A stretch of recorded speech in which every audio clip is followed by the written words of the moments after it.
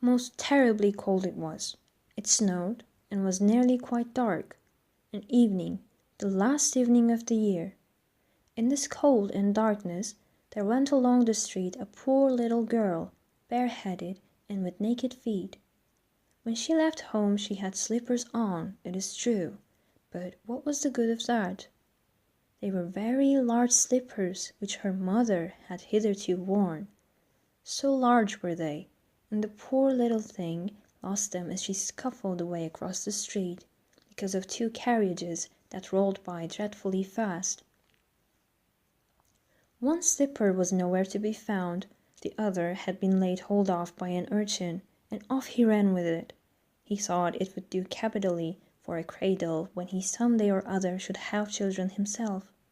So the little maiden walked on with her tiny naked feet, that were quite red and blue from cold. She carried a quantity of matches in an old apron, and she held a bundle of them in her hand. Nobody had bought anything of her the whole livelong day.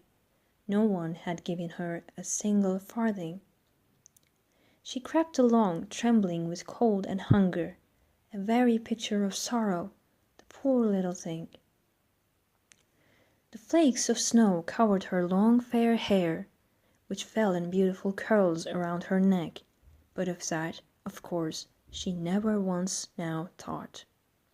From all the windows the candles were gleaming, and it smelled so deliciously of roast goose, for you know it was New Year's Eve. Yes, of that she thought. In a corner formed by two houses, of which one advanced more than the other, she seated herself down and covered together.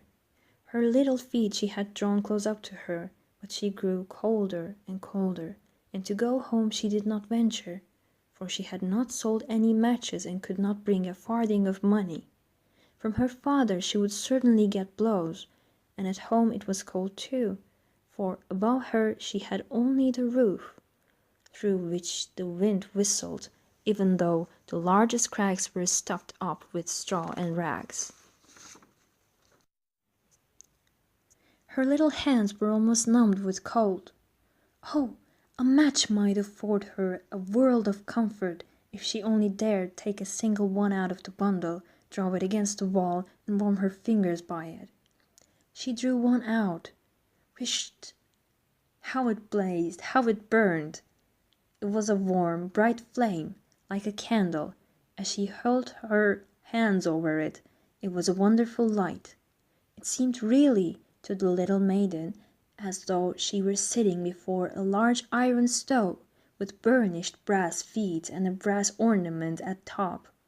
The fire burned with such blessed influence, it warmed so delightfully. The little girl had already stretched out her feet to warm them too, but the small flame went out, the stove vanished. She had only the remains of the burnt-out match in her hand. She rubbed another against the wall. It burned brightly, and where the light fell on the wall, there the wall became transparent like a veil, so that she could see into the room. On the table was spread a snow-white tablecloth. Upon it was a splendid porcelain service, and the roast goose was steaming famously with its stuffing of apple and dried plums. And what was still more capital to behold was, the goose hopped down from the dish, reeled about on the floor with a knife and fork in its breast, till it came up to the poor little girl, when the match went out, and nothing but the thick, cold, damp wall was left behind. She lighted another match. Now there she was, sitting under the most magnificent Christmas tree. It was still larger and more decorated than the one which she had seen through the glass door in the rich merchant's house. Thousands of lights were burning on the green branches, and gaily colored pictures, such as she had seen in the shop windows, looked upon her. The little maiden stretched out her hands towards them when the match went out.